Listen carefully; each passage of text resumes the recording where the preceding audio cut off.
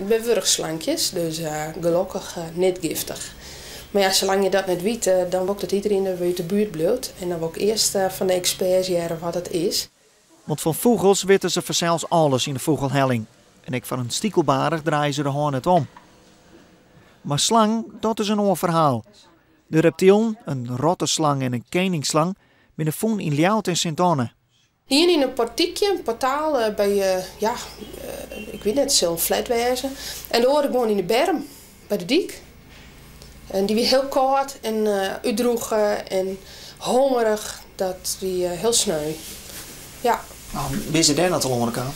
Nou, ja, ik ben bang dat ze dun binnen. Tenminste de ene, want die in de bermlaai, die is ik heel agressief.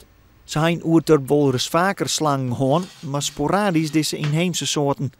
Gewoon wij gaan een sokkerslang naar een opvang in Delft. Maar daar hadden ze vanwege verhuizing een opnamestop. Daarom bleven ze vereerst in Oerterp, onder een oorplakje van zijn voet of de eigenaar hem meldt. Een eigenaar heeft zoveel weken de tijd om zich te melden. En moet ik bewijs leveren kennen dat het zijn best is. Want iedereen kan nou wel zeggen, ja, die ben ik kwijt. Maar ik wil wel zien aan de hand van foto's van die persoon, maar die slang enzovoort, dat het daadwerkelijk om een eigenaar gaat. En dat is natuurlijk wel wat moeilijker. En nog een uitlezen waarom ze boeten bij daar binnen? Dat zou ik heel fijn wezen, ja. Waar de slang van dichtbij bezien wil, morgen is er een iepen dij.